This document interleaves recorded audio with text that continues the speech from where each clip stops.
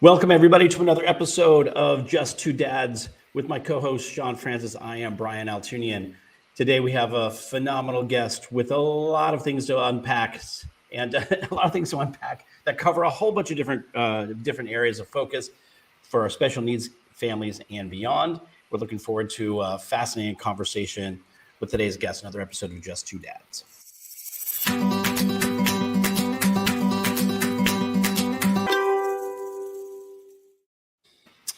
Hello, everyone.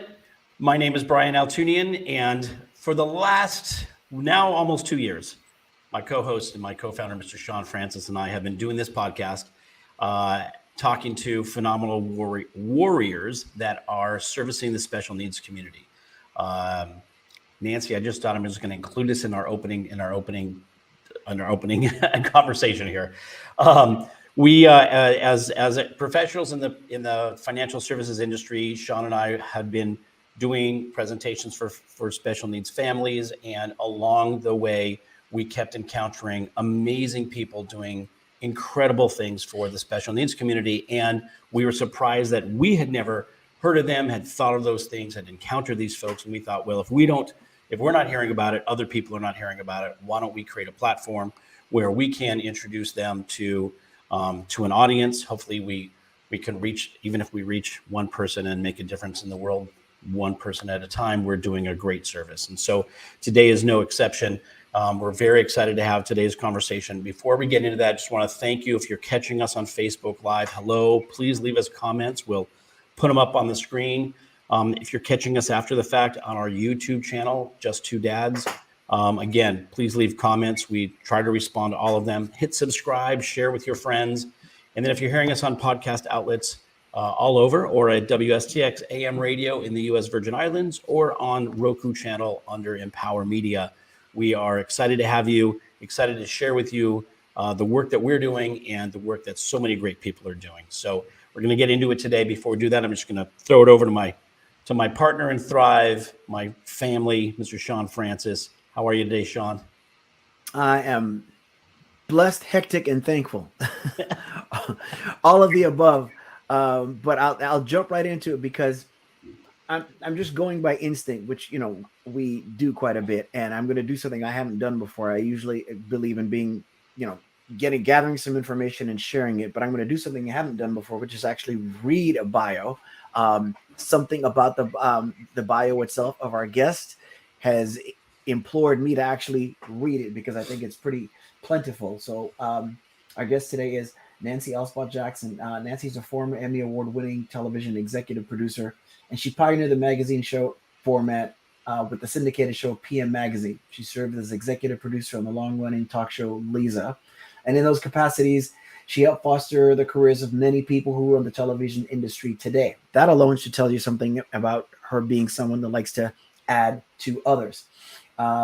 She is the co-author of 2 books, Not Your Mother's Midlife, A 10-Step Guide to Fearless Aging, and The Fearless Woman, Midlife Portraits with Marilyn Ketz. She's also done extensive motivational speaking for fearless aging, as well as performed nationally in the 2 women show, Boomer Babes. And I'll go forward a bit here. She has realized that there's little awareness and few resources for families affected by special needs and by autism in particular.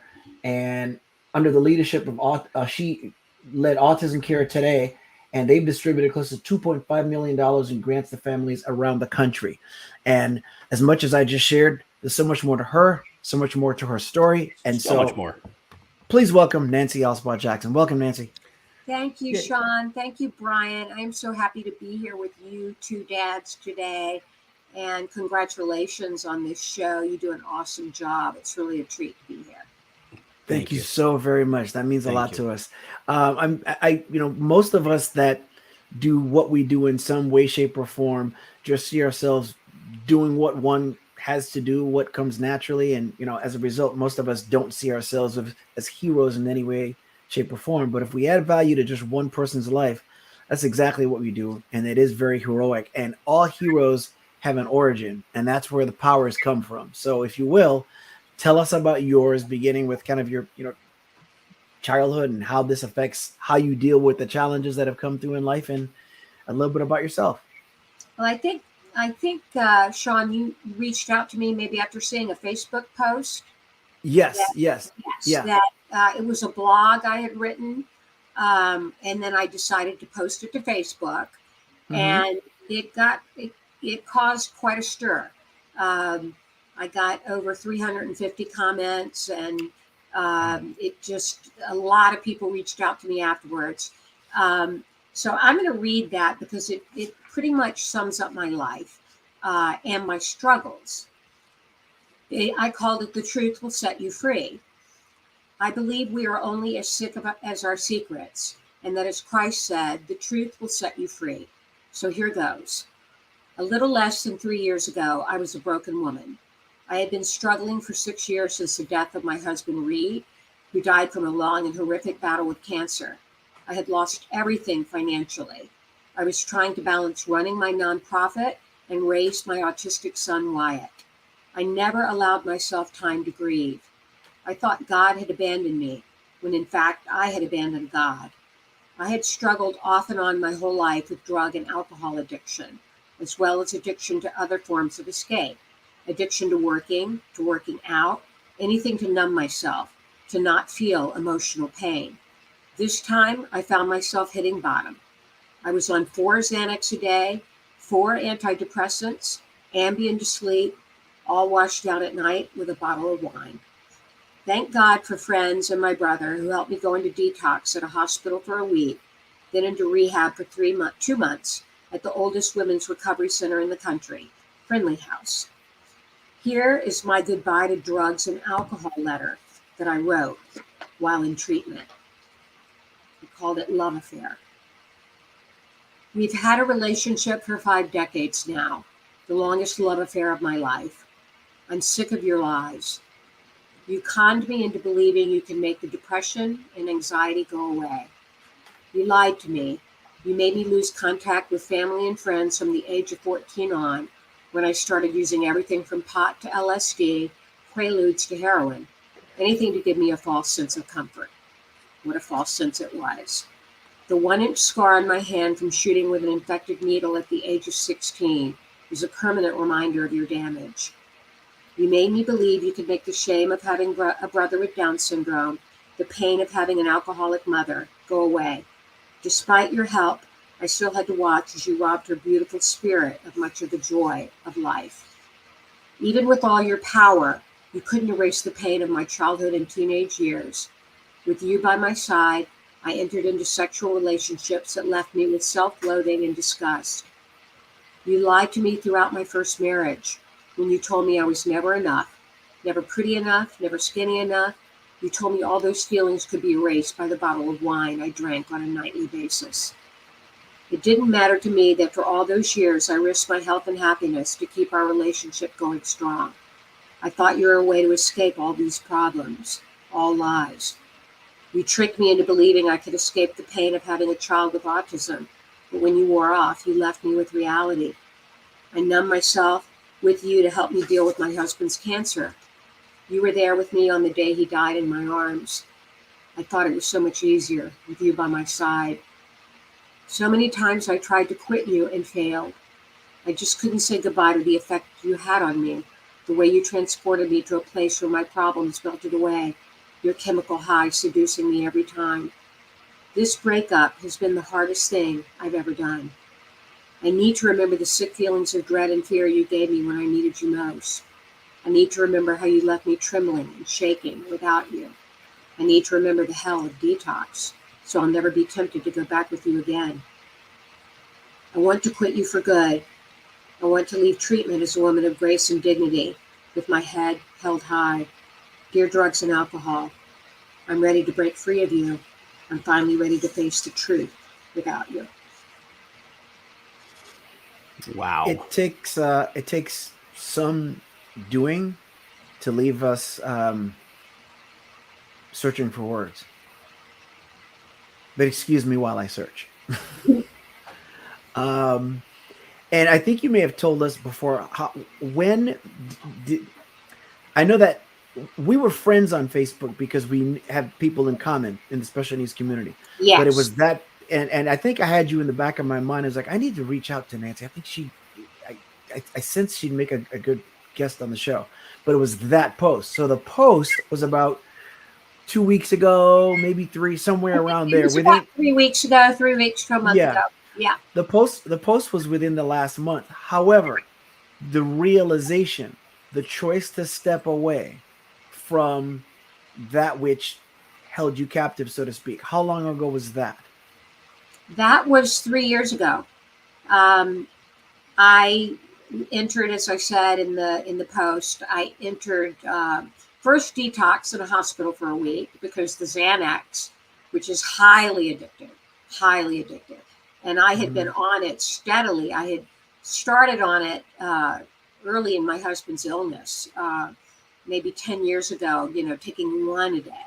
And then as he got sicker and the stressors of raising my autistic son, Wyatt, running Act Today, the nonprofit, the autism nonprofit that I was executive director of, as all of those things, the responsibilities, the enormous stress I was under, I started taking more and more Xanax, got on multiple antidepressants, and drinking, to be quite honest with both of you, was something that I had done all my life. As it said in the letter, I had heavy duty drug use as a teen. Heavy duty. I shot heroin. Some people are shocked by that fact, but it's a truth. Yeah. It's one of my truths. Wow. Somehow I got out of that hardcore drug use. But wine, drinking a bottle of wine was something I did for decades to help deal with the stress of life. So 3 years ago, I entered into detox for a week, which was hell. I won't sugarcoat that. I mean, the shakes and the nausea, the sickness was unbelievable. I've never been so sick in my life. And then after they got the drugs out of my system, I went to Friendly House, which is the oldest women's drug and alcohol treatment center in the country. Wonderful place. And I was there for 2.5 months learning to live without drugs and alcohol, learning to face life on life's terms. I'll be honest with you, when my husband died 6 years ago, I was petrified about the responsibility of raising a child with autism on me. I was petrified. I woke up in fear every morning. Can I do this? And I just had a really difficult time with reality. Therefore, the leaning on substances, which clearly didn't do me any favors. But since I got out of Friendly House, I've been able to rebuild my life. I'm a huge proponent of Alcoholics Anonymous. I go to daily meetings. I use the tools of the program. I have a sponsor. I work the 12 steps like my life depends upon it. Because it does. It does. I do. Yeah. I wake up every morning, guys, and I hit my knees because I touch the sky when my knees hit the ground. Yeah. And that's such. Go ahead. Go ahead. Well, I have prayers that I keep by my bed that are from the Big Book of AA. And I ask God to guide my life on a daily basis. I turn it over to him because I'm not in charge here. I'm not, he's running the show. I can't, he can, and I'm going to let him. So I have to do that every day or else my self-will takes over. And I'm an addict and an alcoholic. So I need the support. Is that, well, I think you may have answered my next question because, I was going to ask you how you were introduced to alcohol or substances because you mentioned that you mentioned participating at the age of 16. How were you introduced? I think a lot of my family of origin issues had to do with my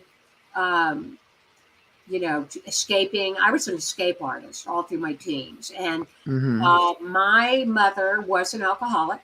God bless her. She was an amazing woman, but she was an alcoholic. And I had a younger brother with Down syndrome.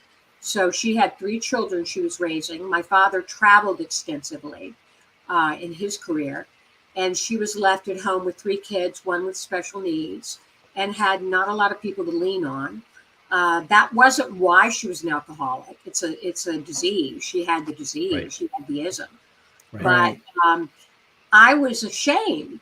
That was back in the days when retard was the word. I remember one day a boy up the street drove up on his Stingray bike and said, "Retard, retard, your brother is a retard." There was a lot of shame about that. And then the fact that my mother was an alcoholic, I would bring friends home. I didn't know whether she'd be passed out on the kitchen floor or baking cookies. Wow. It was a crazy, chaotic childhood, teenage years. And I learned to reject others before they could reject me. I started hanging out with the druggies, the dropouts, the rebels, the renegades, became one myself. And they all were into drugs, and they introduced me to drugs, to hardcore drugs. And I think that if we're within the same age group, even within 10 years of each other, then it's safe to say that you grew up at a time where therapy is not necessarily the norm per se. So it seems like it could have been used as a result of what was apparently, a dysfunctional environment. Did you have any access to any of that at that point in time? No therapy. And I got to say, my mother had no support. I have a very loving family. I'm one of, I think, 18 grandchildren. I have 17 cousins and loving grandmothers, but nobody spoke about my mother's alcoholism. It was a secret. This is a disease of denial. And I grew up upper middle class suburbia, perfect houses, perfect manicured lawns, but far from perfect lives inside them. For sure. So between was that here in Los Angeles? What was that, Shawn? I'm sorry. Was that here in the Los Angeles area? That was in Richmond, Virginia. Born in Richmond, raised in Virginia. And, it was Southern and conservative, traditional. And nobody spoke of it. And, my mother, who lived into her mid-80s, died still an alcoholic. And it's one of the greatest. I forgave her. We had a healing, but she never got completely sober. She went to rehab once when I was in my 20s, but my father never supported her going to AA. And without AA, I believe we can't stay sober. Yeah, it's difficult. Wow. And that was a model for you. So a mother who's dealing with a special needs child and then using drugs and alcohol, in a way, becomes a bit of a model, successful or not, right? Absolutely. Yeah. And the one thing I didn't want to be was my mother. And look how I turned out. Here I was with a child with special needs and worse off than my mother, because I wasn't just addicted to alcohol. I was addicted to drugs. Yeah. So I ended up replicating that somehow. And that's not to say there weren't a lot of productive years. I mean, like I said, somehow, I don't know, by the grace of God, I got out of doing the hard drugs. I discovered television. Right when I got out of college, I got a job as a production assistant at a PBS station. And I saw a woman director telling male cameramen what to do. And I said, I could do that. I want to do that. That's what I wanted to touch on. I wanted to touch on that. Go ahead, before we get there, I just going back to this, because this is a theme as we've talked to folks servicing the special needs community. You had made a mention of this, I think, in some of our correspondence, that this is more prevalent, alcoholism and drug addiction or drug usage in the special needs community is more prevalent than we think. And whether people are good at covering it or hiding it or not being very, evident about their usage.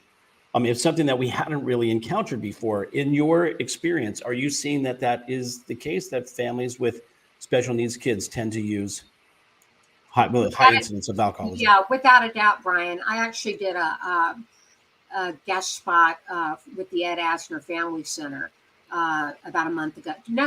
It's been about 5 months, but we covered this topic with some therapists and some special needs moms. I think it's the hidden secret of the special needs community. I believe it is extremely prevalent, After I posted that blog, I got many private messages from special needs parents saying that they too had either been alcoholics or addicted to drugs. Many of them now clean, but some of them clean and sober, but some still struggling. And a few of them reached out to me, and I, tried to point them in the right direction. What worked for me, which was, I had to go to rehab. As I said, big believer in AA. So I try to help people. I believe the reason my life path has been like this is it's ultimately about being in service to others, isn't it? I mean, that's what you guys do with this show. Mm-hmm. If we can't be in service to others, our life really doesn't have meaning. Agreed. Absolutely. Agreed. It's so funny because, like Brian said, I haven't heard of that. That hasn't been my experience. But again, I'm half of a supportive team with my wife. Mm-hmm. And then on top of that, I don't know it to be the experience of any special needs parent that I know. And I said, I don't know. Not only because of what you're saying, but when you stop to think about it, when you consider what it means to raise a child with a disability of any kind, and I do know those whose marriages have not survived as a result, it only makes sense that it has to be a part of the life modus operandi or whatever of some people, because you're talking about a lot to cope with. Yeah, I remember a friend of mine who has a child with autism. She would joke, it's time to hit the mommy juice, meaning the mommy juice is what she called it. Yeah. And I think with COVID too, a lot of people, their addiction problems worsened. But, getting back to where we kind of left off about somehow I got out of the hardcore drug use in my teens, and then I discovered television. But I was a workaholic. I was addicted to seeking success. And, and all during those years, all during my 20s, 30s, 40s, 50s, I drank pretty heavily. I mean, it was a way to let off steam at night. So you were very functional. Yeah, I was a functional alcoholic, but I believe I was an alcoholic nonetheless. And, like most alcoholics, I hit my bottom after my husband died. So where did you go to college? I went to Virginia Commonwealth University in Richmond, Virginia. Okay, and which public station were you working with, or did you see? I was working at a PBS station, WCVE. Then I went to ABC affiliate. Then I started working for the show PM Magazine. Then I married a guy who has become somewhat infamous by the name of Matt Lauer. Matt and I were married for 7 years. We moved all around the country with our TV careers. We ended up having a commuter marriage with me in Boston and him in New York. And our marriage did not survive that commuter relationship. And then I came to California and ran a couple of talk shows. And, then when my son was born, when Wyatt was born, the demands of TV were too much. Wrote the 2 books about women in midlife, co-authored those with my friend Marilyn Kentz, who was one of the Mommies comedy duo. I had produced her talk show. Nice. And we wrote those books and did motivational speaking and had a stage show, and it was great. But then Wyatt regressed into autism, and I had a hard time getting a diagnosis, real hard time. I didn't know what was wrong. I probably had my own fair share of denial. I thought autism was hand flapping and toe walking, and he did neither of those, but he had massive tantrums. He put his head through our kitchen window twice. I called the pediatrician, told him that, oh, well, boys, they're late talkers. I'm like, well, he's lost language. Well, they're late talkers. Let's wait and see. So I kept waiting. The tantrums kept getting worse. And then a neighbor had the guts to tell me that she thought he had autism. So I took him into the pediatrician at 3. And he said, well, he's at least a year delayed, but we don't really know what it is. Go here and try to get a diagnosis. And that place that I went to first, I didn't like what they had to say. I was in denial. And then I eventually got the correct diagnosis when he was 3.5, almost 4. And he didn't really get early intervention and treatment until he was 5. So we lost a lot of valuable years. What year was he born? Yeah, I was just saying, how old is he now? He's 20. He was born in 2001. Okay. All right. I mean, that's a time. Yeah, same time frame. For me, it was 1997.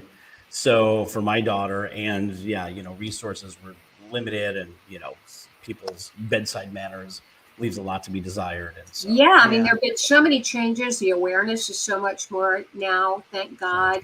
And thank God for the University of Google that you can find out anything. And back then, I would spend my nights after Wyatt went to bed. I put a sign up on my home office, Autism Central, and I would research. I would research everywhere, and some of the interventions I tried were not so successful. I mean, I did everything. I was the quintessential warrior mom. I did biomedical. Yeah. I did biomedical. We did chelation, ridding his body of heavy metals. We did vitamin therapy. We followed the Dan protocol. I went to Dr. Michael Goldberg and pursued the immune therapy. But ABA was something we've done his whole life. We started that at 30 hours a week, and he still is in ABA. I'm a firm believer in ABA. And I'm also a big believer in the diet, the gluten-free, dairy-free diet. We do that. Mm-hmm. He's not on any sugars or carbohydrates. He's also had seizures. He's had 2 seizures. So he technically has seizure disorder. So he's on a keto diet, which seems to help. But he's moderately autistic. He's not high functioning. He's not severely affected, but he's moderately autistic. He's always going to need some form of support. He's in vocational school now, which is going really well. Great. And that was my next question. Yeah, he's in vocational school at Agora High and learning job skills. And he's an amazing artist. He's a bit of a savant. Beautiful. I post his pictures. He has his own Facebook and Instagram page, and he paints prolifically. He's done that since he was a child and very gifted at that. So that's an outlet for him. Yeah. And I'm very lucky. I have a great support system. About 4 years ago, his aide out of school, and she and her husband moved in with me, and they helped me as his aides when he started school. Yeah. So I have a support system here. Good. Now, did you have, if you don't mind, did you have a strong or existent support system with your husband during the time of diagnosis and dealing with everything? I did eventually. In the beginning, Reed he had a hard time with it. He had a hard time with having a son with autism, and he admitted that to me. He one day said to me his greatest fear was that he was going to have a special needs child. And Wyatt was adopted. Wyatt was adopted at birth. And Wyatt was typically developing. His first year, he met all the milestones and surpassed them. He walked at 9 months. He talked early. Wow. He was super baby. And so I was so proud, and, mommy and me classes. I'm like, my kid's a genius and he's so advanced. And then it all started to change sometime in his second year. And Reed had a really hard time with it, but eventually came around. And, but he was kind of like, I think of Rodney Peete, who wrote the book, Not My Boy. Not My Boy. Yes. Yep. I think Reed was Fantastic very book. similar. He wanted the athlete, he wanted, because he was in sports. He worked at Fox Sports. And he wanted that kid that he could play baseball with, and football and basketball. And, it's a hard pill to swallow, I think. There's we talk about that, how there's it's sort of a harsh term, but yet accurate, in that there's a mourning when we're letting go of the child we thought we were going to have and we wanted to have, because it's all about like us versus the child that you have. Now, when Reed expressed this fear to you, was that prior to adopting Wyatt? No. we had children really late. I was in my late 30s when we adopted Wyatt, and he was in his late 40s. So he told, he felt like we were too old to be parents, and I kept persisting because I was kind of on a mission to become a mom. We went through incredible challenges. We went through, infertility with in vitro. We did an egg donor. We had a failed adoption. We had a horrific adoption scam. Oh my gosh. Oh my gosh. Yeah, we went through a lot, but I kept keeping on. And then Wyatt was born. I got a call on 9/11 as the trade centers were falling. And it was the adoption attorney's assistant we had been working with. And she said, a new birth mother's come in. And I was watching those twin towers fall. And I had this premonition that this was going to be my son. And that is, life for so many parents was ending. This was going to be the beginning of my own. And that was 9/11. And he was born on 11/9. And, I went straight into my arms. We brought the birth mother here. She was living in Arizona, young teenage mom. And it was a beautiful experience. And like I said, that first year was blissful. Amazing. Wow. Really have been through, you have been through quite a lot. I mean, more than many people can handle. So isn't it funny though, how we think about our kids? We make what our kids do and how they perform. We make them mean something about us. Yes. They're geniuses. We're great parents because they're geniuses Exactly. at mommy and me. And then when they have some special needs issue, we make it mean something about us as well. What did we do wrong? What have we, Right. what cross are we, having to bear here for what purpose? And so it is amazing. And all parents go, all parents go through it. All parents, have to deal with it. And it's our adjustment. I love that you've got a visitor behind you. Yes, I've got Casey behind. So cute. Wow, this is it's amazing. But you have dedicated your life to now servicing the community too. So you can talk about some of the stuff that you've done and the organizations that you are a part of now, because obviously, listen, some people are crushed by everything that you've been through, including losing your husband to cancer, which is a tragedy and so difficult for families to process on its own. But rather than fold and go away, or as you mentioned, some people would do, go into a bottle, you've decided to actually do something to turn that out and serve the community. So will we talk about that? Some of the things that you're involved in? A lot of that came out of selfish reasons in the beginning, I have to say. I was looking for therapy for Wyatt through an ABA provider, Center for Autism and Related Disorders card. And I got a postcard in the mail saying that there was a young organization called Act Today, Autism Care Today. And would people do a backyard barbecue to raise money for them? And I found out Dr. Doreen Grampachet was the founder of Act Today. And she's also was also the founder and president of CARD. And I wanted to get CARD for my son. So I wrote her and I said, I can do more than just a little backyard barbecue. We were living in Hidden Hills, California at the time. And I said, I'll invite the entire community. I'll throw a huge backyard bash. And I asked Lisa Gibbons and Tom Bergeron, who I both worked with in television, to come host. And they said yes. And so I put together a backyard fundraiser that raised about 30 grand. And I got card services right after that. I had sort of selfish reasoning to do it. But then I got really involved in fundraising and found that it was, I think once again, God worked through me at that point in my life. And that little backyard fundraiser became one of the premier fundraisers in Southern California. Denim and Diamonds for Autism ended up at the Four Seasons and very celebrity involved. And so I ran Act Today for 14 years. And then, if I'm being honest, I think, Act Today, we kind of ran out of funds. We weren't able to do the fundraising. It was hard. It's hard for small nonprofits to survive. For sure. Mm-hmm. Yeah. Sure, And I think my addiction issues had something to do with it too. I've been very upfront about that with the people at Act Today. So 3 years ago, I did my last, little over 3 years ago, did the last Denim and Diamonds, and then left the organization. And then I think 2 days after that last fundraiser was when I entered into detox and rehab. But I still am involved with autism. I host a webcast called Let's Talk Autism with Shannon and Nancy on the Autism Live Network.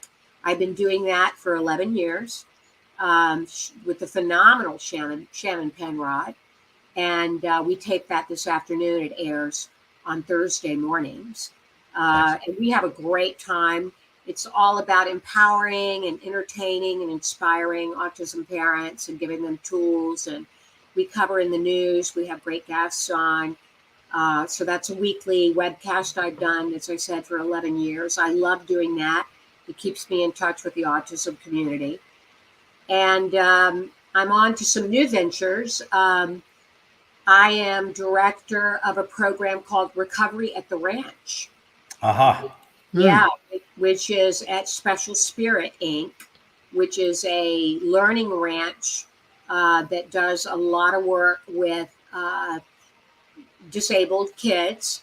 They do equine assisted riding with disabled children and others.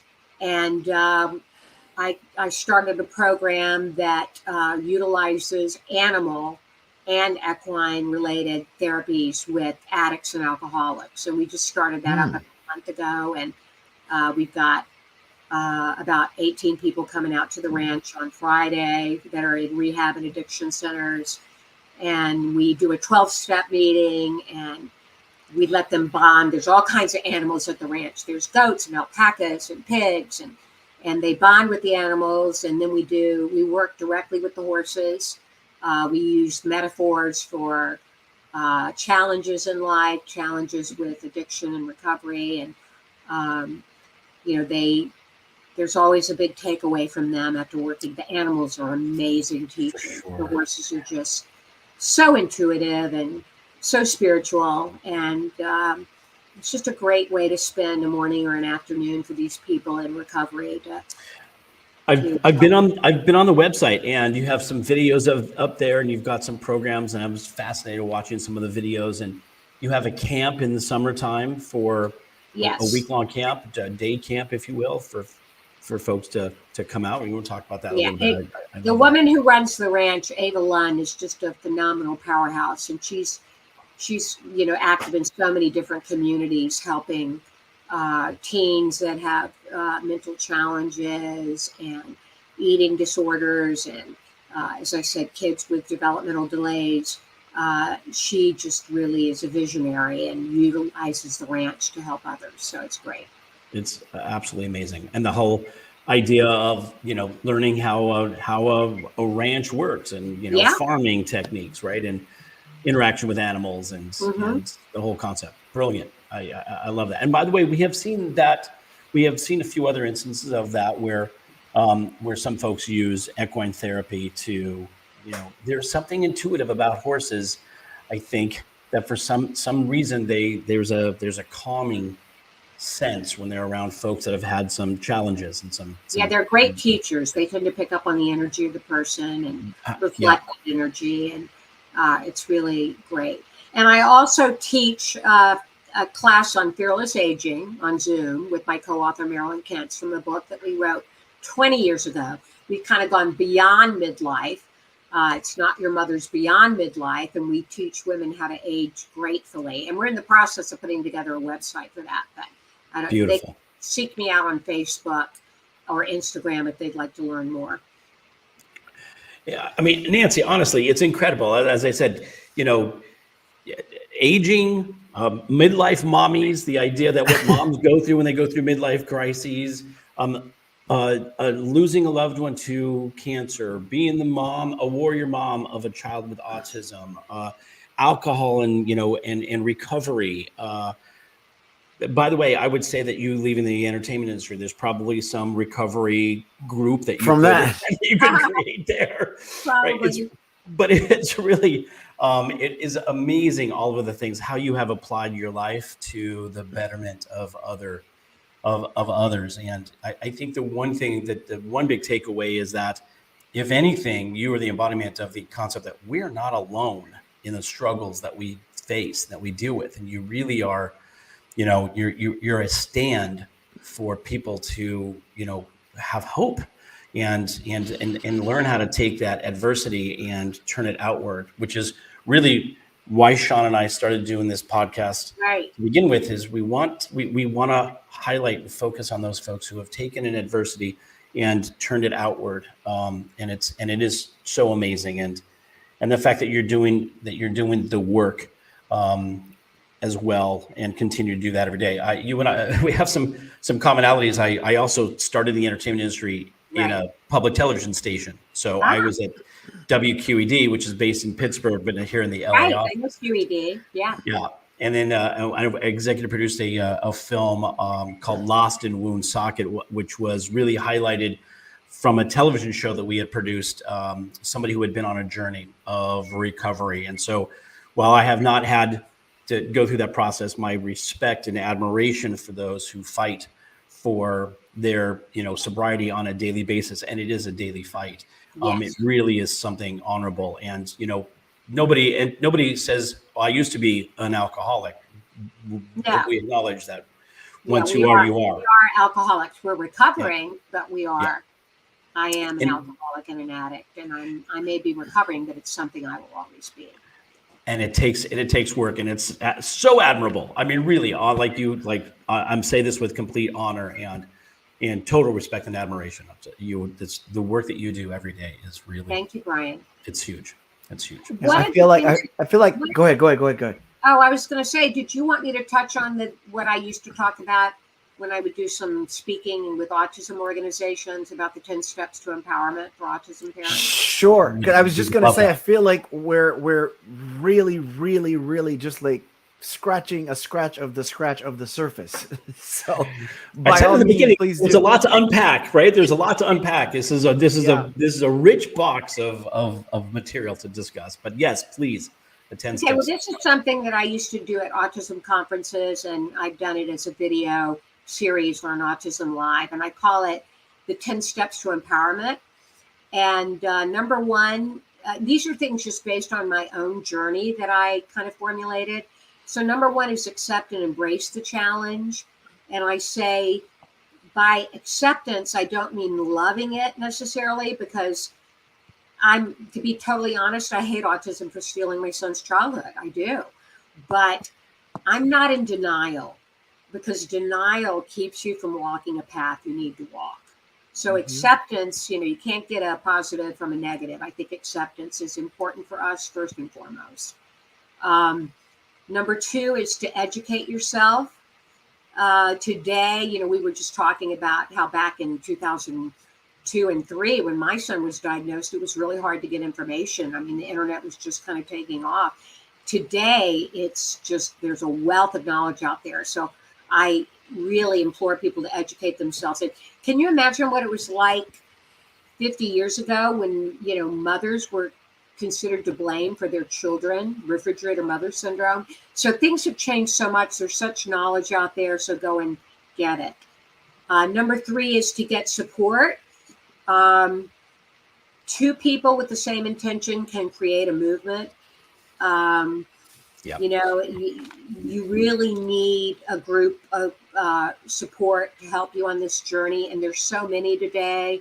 There's TACA, the Autism Community in Action. There's other parent support groups. And we can't do this alone. No. The isolation is what will kill you. So get support. Number four is one that I have to say to myself all the time, and that's don't compare, run your own race. I used to see kids that were doing better than my own and feel such resentment and anger, quite frankly. Yeah. But then somehow I was always reminded there's always a kid that's not doing as well. So run your own race. It's a marathon, not a sprint, and you need to pace yourself accordingly, but don't compare, because I think some great spiritual teacher said comparison is the root of all suffering, and I believe that. For sure. Number 5, shore up spiritually. I've always had a deep faith. I lost some of that faith when I hit my bottom with drugs and alcohol, but I found it again. I have a great church community, Prince of Peace Episcopal Church. I'm a lay minister. I had started a special needs ministry there years ago. I need God in my life, and I don't know how people can do anything without God, quite frankly. And it can be, it doesn't have to be church. There are other spiritual practices, but I think you need to shore up spiritually. Number 6 is to recognize your gifts and abilities.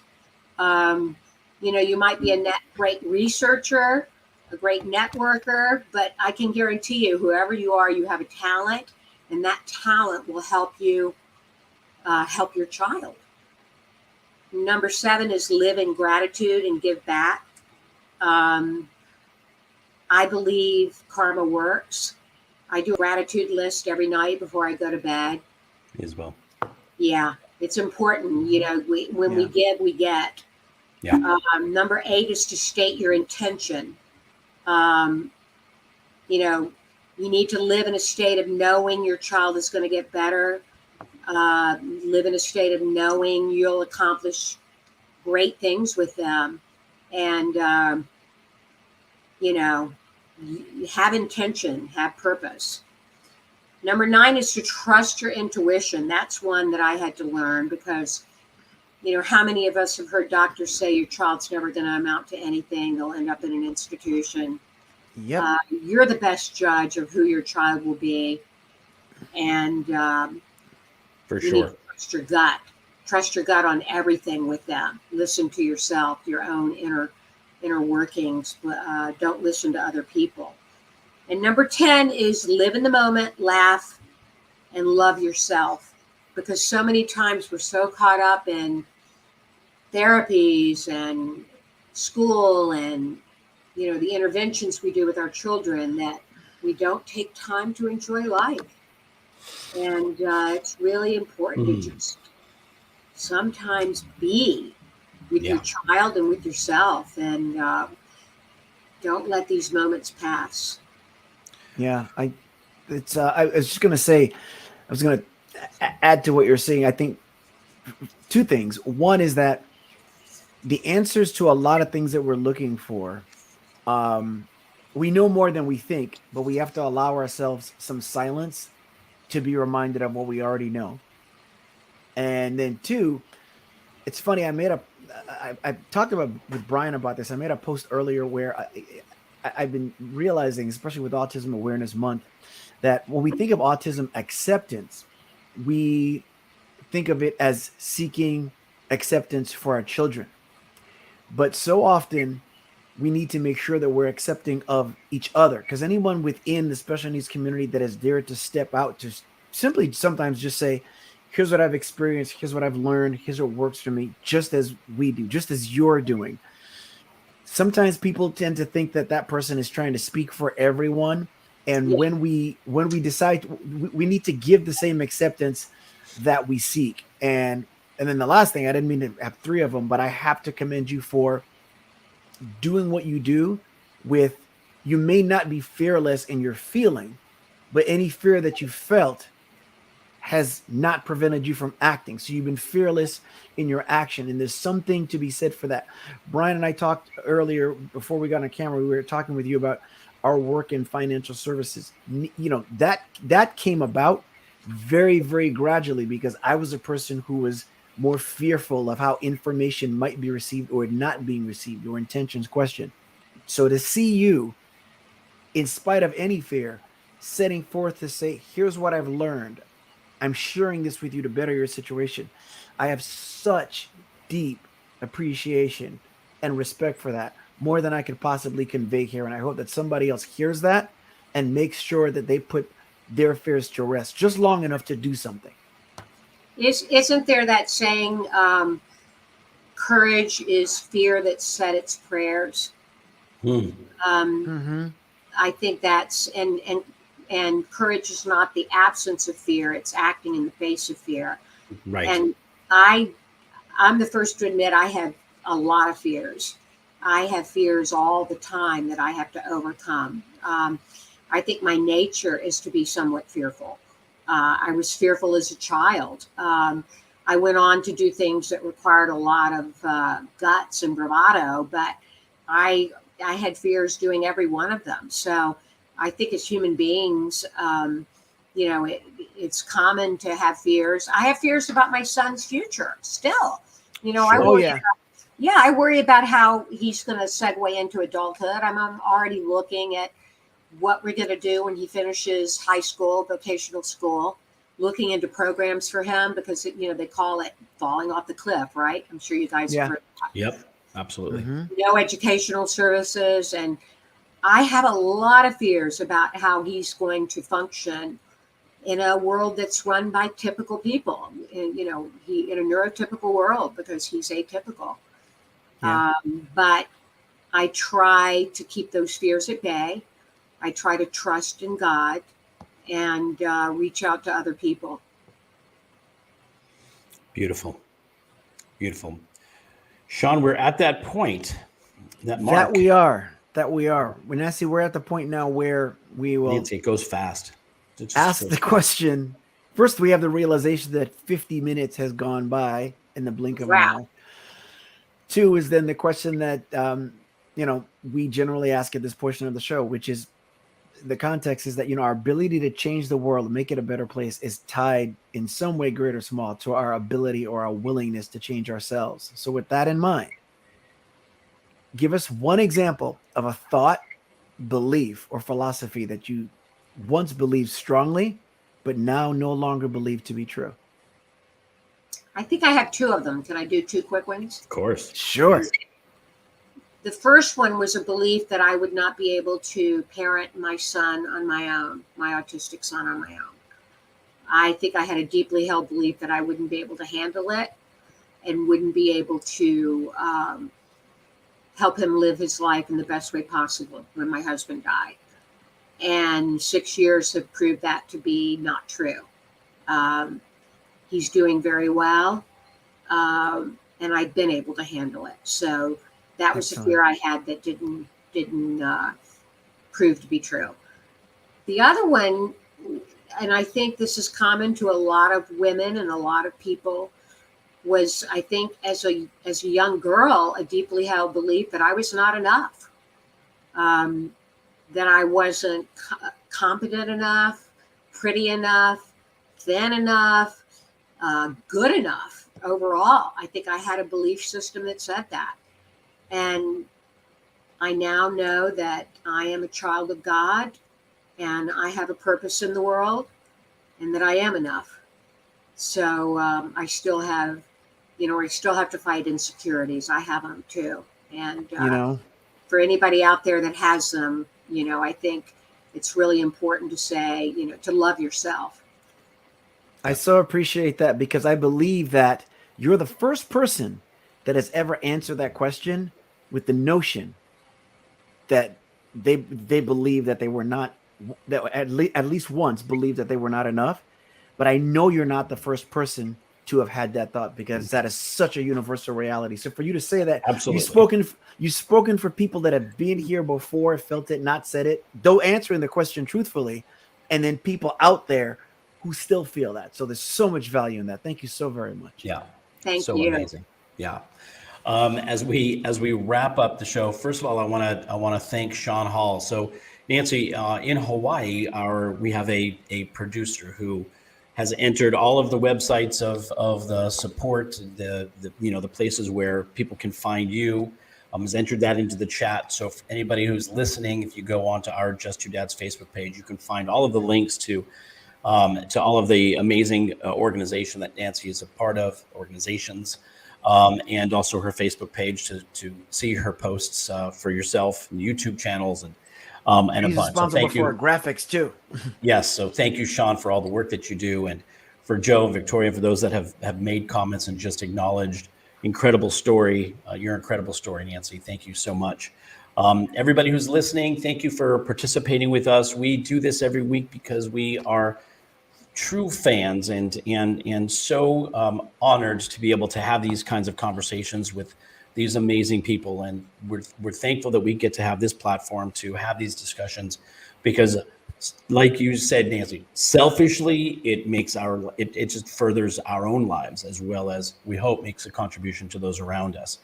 I always end the show by saying, empathy and love is needed more now almost than any other time. And, when you see somebody who is going through a situation, before we get judgmental, be empathetic. We have no idea what the other person is going through, what they've been through. This is a perfect example as we unpack this box. As I said in the very beginning, there's so much to who Nancy is. And while she shared with you some of the challenges that she's gone through, you can see how she's overcome those and continues to fight and break through her own struggles. So be empathetic to those that are around you. And if you can look at the world through the lens of love, the world will be a better place. Hopefully we all get a chance to do that. So I personally thank you, I just Nancy. want to end with something that I wrote called the Empowerment Prayer, and it's a lot like the Serenity Prayer. And that is, God grant me the wisdom to see disability as an opportunity, the courage to love my child unconditionally, and the faith to live a life of purpose. Fantastic. Excellent. That's to you, Shawn. I want to thank Nancy for her time. I want to thank any and everyone who is listening live and who is going to listen, who is yet to hear this, and who hopefully will be touched, encouraged, and inspired in some way, shape, or form. I want to, as always, thank the women in my life without whom I could not be. That is my mom, Jan, and my amazing wife, Laura. And again, just remember that people need to be seen. People need to be heard. People need to know that they matter. We all have that in common. And again, just thank you so much for tuning in, and we'll see you next time on Just Two Dads, and we love you. Bye-bye.